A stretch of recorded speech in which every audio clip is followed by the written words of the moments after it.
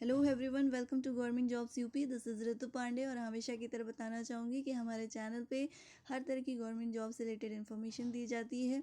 यदि आप government job से रिलेटेड इन्फॉर्मेशन चाहते हैं या गवर्नमेंट जॉब की प्रिपरेशन कर रहे हैं तो हमारे चैनल को सब्सक्राइब ज़रूर कर लीजिए और वीडियो को पूरा ज़रूर देखिए, जिससे आपको जो भी इन्फॉर्मेशन दी जाती है गवर्नमेंट जॉब से रिलेटेड वो स्किप ना हो सके। और यदि आपको वीडियो अच्छी लगे तो उसे लाइक और शेयर ज़रूर करिए। तो चलिए शुरू करते हैं। यहाँ पे पहली अपडेट यूपी पीसीएस भर्ती 2021 से रिलेटेड है। यहाँ पे न्यूज़ आई हुई है कि जो भी एसडीएम की पोस्ट थी, जो नए अभ्यर्थी चुने जाएंगे 2021 में, उन्हें एसडीएम के पोस्ट नहीं दी जाएगी, जिसमें सम्मिलित राज्य अवर और प्रवर अधीनस्थ सेवा परीक्षा 2021 और सहायक वन संरक्षक क्षेत्रीय वन अधिकारी परीक्षा 2021 के लिए शनिवार से ऑनलाइन आवेदन की प्रक्रिया शुरू हो गई। पीसीएस के 400 पदों पर भर्ती होनी है, लेकिन इसमें एसडीएम का कोई पद शामिल नहीं है। आयोग के अफसरों को उम्मीद है कि एसडीएम समेत कई अन्य नए पदों का अधियाचन भी आयोग को जल्द मिल सकता है। ऐसे पदों को पीसीएस 2021 में शामिल कर लिया जाएगा। पीसीएस 2021 और एसीएफ आरएफओ 2021 के लिए ऑनलाइन आवेदन सबमिट करने की अंतिम तिथि 5 मार्च और ऑनलाइन परीक्षा शुल्क बैंक में जमा करने की अंतिम तिथि 2 मार्च निर्धारित की गई है। उत्तर प्रदेश लोक सेवा आयोग को अब तक एसीएफ के 1, आरएफओ के 15 और पीसीएस के करीब 400 पदों का अधियाचन मिल चुका है। हालांकि इसमें एसडीएम का कोई पद शामिल नहीं है। यूपीएससी के मीडिया प्रभारी पुष्कर श्रीवास्तव के अनुसार आयोग को राज्य के इंटर कॉलेज प्रधानाचार्य के सर्वाधिक 292 पदों का अधियाचन मिला है। इसके अलावा डिप्टी एसपी के 16 पद, खंड विभाग अधिकारी के 30 और एआरटीओ के 4, औद्योगिक विकास में वित्त एवं लेखाधिकारी के 6 पद समेत कई अन्य पदों का अधियाचन मिला है। हालांकि इन पदों की संख्या बढ़ना तय माना जा रहा है और पीसीएस और एसीएफ आरएफओ प्रारंभिक परीक्षा आयोग के कैलेंडर में 13 जून को प्रस्तावित है। नियम है कि प्रारंभिक परीक्षा का परिणाम घोषित होने तक आयोग को जितने नए पदों का अधियाचन मिलता है उन्हें भर्ती परीक्षा में शामिल कर लिया जाता है। ऐसे में आयोग के पास कम से कम 6 माह का वक्त है। अफसरों को उम्मीद है कि प्रारंभिक परीक्षा का परिणाम घोषित होने तक एसडीएम के साथ कई अन्य पदों का भी अधियाचन मिलेगा और पदों की संख्या बढ़ेगी। पिछले कुछ वर्षों में पीसीएस भर्ती के लिए जितनी परीक्षाएं हुई हैं उनमें भी विज्ञापन जारी होने से लेकर प्रारंभिक परीक्षा का परिणाम घोषित होने तक आयोग को कई नए पदों का अधियाचन मिला है और बाद में पदों की संख्या बढ़ गई है। यहाँ पे स्केलिंग और 36 आरक्षण पर भी जो सवाल उठे हैं उससे रिलेटेड है कि शनिवार को पीसीएस 2021 का विज्ञापन जारी किए जाने के बाद अभ्यर्थियों ने स्केलिंग और 36 आरक्षण के मुद्दे पर भी सवाल उठाए हैं। अभ्यर्थी मांग कर रहे हैं कि केवल यूपी की महिलाओं को पूर्व की भांति 36 आरक्षण का लाभ दिया जाए। वहीं आयोग की ओर से जारी विज्ञापन में लिखा है कि यह मामला शासन की ओर से न्यायालय में दाखिल विशेष अपील पर न्यायालय द्वारा पारित होने वाले अंतिम निर्णय के अधीन रहेगा। वहीं स्केलिंग के मुद्दे पर विज्ञापन में लिखा है कि संजय सिंह बनाम उत्तर प्रदेश ने आयोग व अन्य उच्चतर न्यायालय द्वारा दिए गए निर्णय आदेश के क्रम में मॉडरेशन स्केलिंग की व्यवस्था आवश्यक लागू रहेगी। अभ्यर्थियों की मांग है कि आयोग स्पष्ट करें कि स्केलिंग होगी या नहीं, जैसा कि पूर्व के विज्ञापनों में होता रहा है। यहाँ पे हमारा एंड्रॉयड ऐप है जो कि गवर्नमेंट जॉब्स यूपी से है। आप इसको डाउनलोड कर सकते हैं और लेटेस्ट इन्फॉर्मेशन पा सकते हैं। हमारा टेलीग्राम चैनल भी है जो कि ईजिली आपको हर एक जो न्यूज़ है, अपडेट है, वो प्रोवाइड कराती है और काफ़ी एक्टिव है। आप टेलीग्राम पे सिर्फ गवर्नमेंट जॉब्स यूपी टाइप करेंगे तो हमारा चैनल वहाँ पे आपको दिखने लगेगा। आप उसको सब्सक्राइब कर सकते हैं, ज्वाइन कर सकते हैं। यहाँ पे यूपी पीसीएस के 3 पीसीएस भर्तियों के परिणाम इसी साल जारी होने की उम्मीद बताई जा रही है। उत्तर प्रदेश लोक सेवा आयोग ने भले ही 2021 पीसीएस भर्ती निकाली है, लेकिन इस साल परिणाम 3 पीसीएस भर्तियों के आएंगे। प्रदेश को करीब 1275 पीसीएस अफसरों की बड़ी खेप नियमित अंतराल पर मिलेगी और यहाँ पे 2020 की भी मुख्य परीक्षा हो चुकी है। इसके बाद साक्षात्कार कराकर परिणाम दिया जाएगा। ये है तो यहाँ पे इस साल 3 जो है रिज़ल्ट आने की उम्मीद है, 2019 2020 का। और इसमें टोटल जो है उत्तर प्रदेश लोक सेवा आयोग की लंबित भर्तियों की परीक्षा जल्दी उसका रिजल्ट करके, और जो कैलेंडर होता है उसमें भी काफ़ी सुधार किए गए हैं। अगली जो अपडेट है वो हमारी रोजगार मेला से है, जो कि विकास भवन सभागार में जनपदीय विकास कार्यों की समीक्षा बैठक की अध्यक्षता करते हुए जिलाधिकारी के बालाजी ने विकास व निर्माण कार्यों को समय सीमा के अंदर गुणवत्तापूर्वक ढंग से पूरा कराने और विकास कार्यों में तेजी लाने के निर्देश दिए हैं। उन्होंने कहा है कि जिन निर्माण कार्यों के लिए धनराशि दी जा चुकी है वह कार्य जल्द से जल्द शुरू कराया जाए। उन्होंने सेवा योजन विभाग को निर्देश दिया है कि वह आईआईए व उद्योग विभाग से समन्वय कर रोजगार मेले लगाएं। वहीं पंचायती राज विभाग द्वारा बनाए जा रहे सामुदायिक शौचालयों में अवशेष शौचालयों का निर्माण प्राथमिकता पर पूरा कराने और सभी की जियो टैगिंग करने के निर्देश दिए हैं। उन्होंने किसान कल्याण केंद्र, विभिन्न छात्रवृत्ति व पेंशन योजनाओं सहित विभिन्न निर्माण कार्यों व विकासपरक कार्यों की विस्तार से समीक्षा की है। मैं आपको बता दूं कि ये जो रोज़गार मेला लगेगा ये मेरठ की अपडेट है। अगली अपडेट शिक्षक भर्ती से रिलेटेड है, जिसमें बहुत जल्दी ही शिक्षा सेवा चयन आयोग द्वारा आयोग का गठन किया जाएगा। और उप मुख्यमंत्री डॉक्टर दिनेश शर्मा ने निर्देश दिए हैं कि बेसिक, माध्यमिक और उच्च शिक्षा विभाग आपसी समन्वय स्थापित करते हुए शिक्षा सेवा चयन आयोग के गठन और कार्यवाही शीघ्र पूरी करें। उत्तर प्रदेश शिक्षा सेवा चयन आयोग विधेयक 2020 के ड्राफ्ट के प्रस्तावों को अंतिम रूप देने के लिए उप मुख्यमंत्री डॉक्टर दिनेश शर्मा की अध्यक्षता में शुक्रवार को विधान भवन में बैठक हुई। इसमें आयोग के गठन, स्वरूप एवं उसे शीघ्र क्रियाशील किए जाने व भर्ती प्रक्रिया को पारदर्शी बनाने पर विचार विमर्श किया गया है। बैठक में बेसिक शिक्षा मंत्री सतीश चंद्र द्विवेदी और संबंधित विभागों के अधिकारी उपस्थित थे। नेक्स्ट यहाँ पे यूपी बोर्ड परीक्षा पंचायत चुनाव के बाद होगी, और अब मई में होने की उम्मीद की जा रही है। 30 अप्रैल तक पंचायत चुनाव कराने के हाई कोर्ट के आदेश के बाद अब तय हो गया है कि यूपी बोर्ड की हाई स्कूल और इंटरमीडिएट की परीक्षाएं जो हैं, बोर्ड की परीक्षाएं, वो चुनाव के बाद ही होंगी। सरकार की ओर से पंचायत चुनाव पर कोई निर्णय नहीं लेने के चलते यूपी बोर्ड परीक्षा की तिथि पर असमंजस बना हुआ है। कोविड-19 संक्रमण के चलते बोर्ड की ओर से पहले ही परीक्षा फरवरी और मार्च की बजाय आगे कराने का फैसला किया गया है। अब अप्रैल में पंचायत चुनाव की संभावना को देखते हुए अब बोर्ड परीक्षा सीबीएसई के ही साथ मई जून में कराई जा सकती है। यूपी बोर्ड के अधिकारियों को हाई कोर्ट के आदेश के साथ सरकार के अगले फैसले का इंतजार है। सरकार के दिशा निर्देश के बाद ही यूपी बोर्ड की ओर से परीक्षा कार्यक्रम तैयार करके शासन को मंजूरी के लिए भेजेगा। इन दिनों इंटरमीडिएट की प्रयोगात्मक परीक्षाएं कराई जा रही हैं।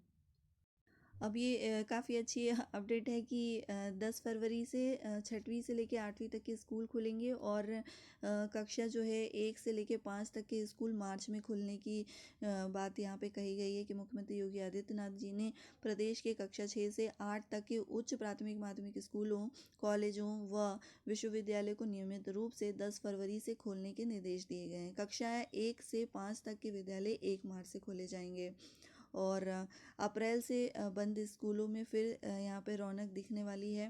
लॉकडाउन के बाद पिछले साल अप्रैल से बंद चल रहा है, और स्कूल परिसरों में एक बार फिर से बच्चों के खेलकूद और पठन पाठन की रौनक दिखाई देगी। स्कूल व डिग्री कॉलेजों के शैक्षिक क्षेत्र को पटरी पर लाने के लिए मुख्यमंत्री ने नियमित रूप से शिक्षण संस्थाएं खोलने का निर्देश दिया है। तो ये भी एक काफ़ी अच्छी अपडेट है।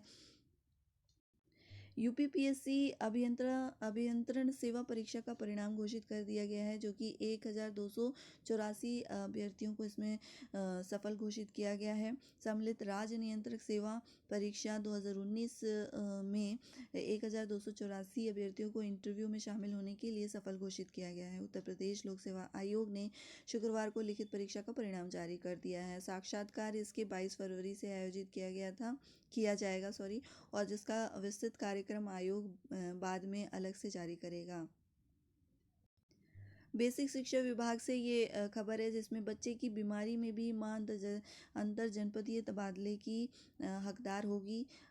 हाई कोर्ट इलाहाबाद ने अंतर जनपदीय तबादले को लेकर प्राथमिक विद्यालयों के अध्यापिकाओं को बड़ी राहत दी है।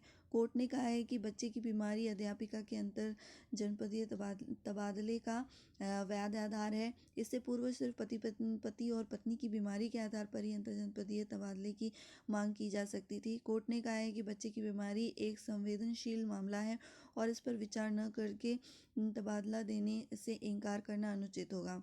प्रयागराज की सहायक अध्यापिका के साथ इस तरह की कोई अपडेट आई हुई है, ऐसी हुई है इंसिडेंट। एसएससी कांस्टेबल जीडी भर्ती 2018 के अंक को एसएससी ने जारी कर दिए हैं, जिसमें कर्मचारी चयन आयोग ने कांस्टेबल जीडी परीक्षा 2018 के फाइनल मार्क्स जारी कर दिए हैं। आयोग की ओर से कांस्टेबल जीडी परीक्षा का परिणाम 21 एवं 28 जनवरी 2021 को जारी किया गया था। और आयोग की ओर से सारी सूचना में कहा गया है कि अभ्यर्थी रजिस्ट्रेशन नंबर, रजिस्टर पासवर्ड को क्लिक करके रिजल्ट एवं मार्क्स चेक कर सकते हैं। परीक्षार्थी 5 फरवरी से 6 मार्च के बीच अंक देख सकते हैं। यहाँ पे बीएससी ने सभी बीईओ को पत्र लिखकर बोला है कि जो स्कूल खुलने वाले हैं उसके लिए कोविड गाइडलाइंस जारी की गई है।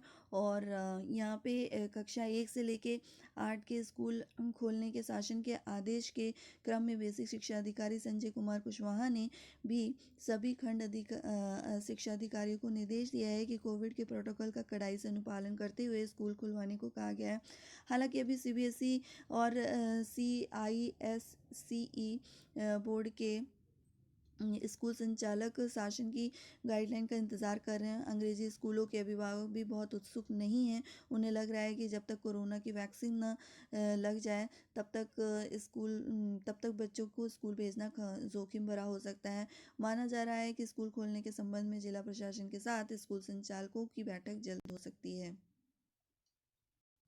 यहाँ पे जेई मेंस 2021 और सीबीएसई 12th के बोर्ड की परीक्षा की जो डेट है वो एक ही डेट हो गई है।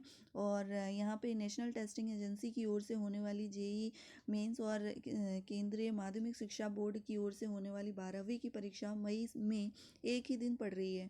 दोनों परीक्षाएं एक साथ पढ़ने से परीक्षार्थियों की परेशानी बढ़ गई है। परीक्षार्थियों ने एनटीए और सीबीएसई से परीक्षा तिथि बदलने की जाने की मांग भी की है। एनटीए 2021 में पहली बार जेईई मेंस 4 बार आयोजित कर रहा है। जेईई मेंस फरवरी, मार्च, अप्रैल और मई में आयोजित होगी। छात्र चारों में से किसी भी परीक्षा में एक से अधिक बार बैठ सकते हैं। बोर्ड परीक्षार्थियों का कहना है कि 12वीं की जीव विज्ञान की परीक्षा जेईई मेंस 2021 की परीक्षा तिथि 24 मई को पड़ रही है। मई में होने वाले जेईई मेंस 24, 25, 26, 27, 28 मई को होगी। ऐसे में गणित एवं जीव विज्ञान दोनों लेकर पढ़ाई करने वाले छात्र जेईई मेंस की परीक्षा में कैसे बैठ पाएंगे। 29 मई को सीबीएसई 12वीं की परीक्षा में ऐसे में दूसरे परीक्षाएं हैं। और ऐसे में दूसरे शहर में जाकर 28 मई को जेईई मेंस की परीक्षा देने वाले बोर्ड परीक्षार्थी 29 मई को कंप्यूटर साइंस की परीक्षा में कैसे शामिल होंगे। तो हो सकता है मे बी डेट चेंज होगी, बोर्ड की तो नहीं होगी। आई थिंक ये जेईई मेंस की डेट चेंज हो सकती है। एसएससी की मल्टीटास्किंग अधिकारी भर्ती की विज्ञापन जारी कर दिए गए हैं।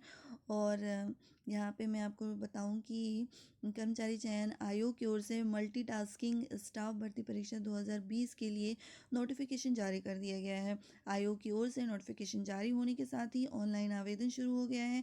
अभ्यर्थी आयोग की वेबसाइट पर ssc.nic.in पर जाकर 21 मार्च तक ऑनलाइन आवेदन कर सकते हैं। आयोग की ओर से विज्ञापन के साथ पदों की संख्या घोषित नहीं की गई है। सूत्रों की माने तो इस बार केंद्र सरकार के कार्यकालों के लिए अब की बार एमटीएस के 8000 से अधिक पदों पर भर्ती होगी। और फोटो तिथि दर्ज होनी, फ़ोटो पर तिथि मतलब या जब आप फ़ोटो अपडेट करेंगे तो उस पर डेट भी होनी चाहिए। और यहाँ पे आयु सीमा की बात करें तो आयु सीमा 18 से 25 वर्ष रखी गई है। जिन अभ्यर्थियों का जन्म 2 जनवरी 1996 से पहले और 1 जनवरी 2003 के बाद न हुआ हो वो आवेदन कर सकते हैं। आवेदन के लिए योग्यता मात्र मैट्रिकुलेशन रखा गया है, यानी 10वीं पास होना चाहिए। आवेदन की महत्वपूर्ण डेट के बारे में अगर बता दें तो ऑनलाइन आवेदन 5 फरवरी से शुरू हो रहा है। ऑनलाइन आवेदन करने की अंतिम तिथि 21 मार्च है। ऑनलाइन शुल्क जमा करने की तिथि 23 मार्च है और चालान से फीस जमा करने की तिथि 29 मार्च है। यहाँ पे पेपर किस तरीके से होगा, किस तरीके से चयन होगा, तो एमटीएस के पदों पर चयन पेपर 1 और पेपर 2 की मेरिट के आधार पर किया जाएगा। पेपर 1 में कंप्यूटर आधारित परीक्षा होगी। सफल होने पर पेपर 2 में शामिल होने का मौका मिलेगा, जिसमें डिस्क्रिप्टिव होगा, क्वालिफाइंग होगा और अनारक्षित अभ्यर्थियों के लिए 40% और आरक्षित अभ्यर्थियों के लिए 35% क्वालिफाइंग अंक रखे गए हैं। यहाँ पे बात करेंगे यूपीएससी से रिलेटेड, जिसमें संघ लोक सेवा आयोग ने सिविल सेवा परीक्षा में अभ्यर्थियों को एक मौका देने का तय कर लिया है। उन्होंने कहा है कि सिविल सेवा परीक्षा में अभ्यर्थियों के एक और मौका मिलेगा। केंद्र सरकार और संघ लोक सेवा आयोग ने यू टर्न लेते हुए इस पर सुप्रीम कोर्ट में सहमति जताई। हालांकि यह राहत उन परीक्षार्थियों के लिए है जिनका पिछले साल अक्टूबर में आयोजित परीक्षा में अंतिम प्रयास था और अधिकतम उम्र की सीमा पार न की हो। Additional solicitor general SV Raju ने जस्टिस AM खानविलकर की अध्यक्षता वाली पीठ से कहा है कि यह वन टाइम रियायत है और वर्ष 2021 की परीक्षा तक सीमित रहेगी। इससे पहले अतिरिक्त मौका देने से मना करने पर सुप्रीम कोर्ट ने नाराजगी जताई थी। अगली सुनवाई सोमवार को होगी। सुप्रीम कोर्ट में दायर याचिका में कहा गया था कि कोरोना के कारण कई छात्र परीक्षा में बैठे नहीं थे। यहाँ पे ASG ने कहा है कि इस रियायत को नज़ीर नहीं समझा जाना चाहिए। भविष्य में छात्र इसे अधिकार के तौर पर रियायत की मांग नहीं कर सकते। तो ये थी हमारी आज की अपडेट, और हमारे ऐसे ही लेटेस्ट अपडेट के लिए हमारे चैनल को सब्सक्राइब करिए। वीडियो अगर अच्छी लगी हो तो इसे शेयर और लाइक ज़रूर करिए। मेरे वीडियो को लास्ट तक देखने के लिए थैंक यू सो मच।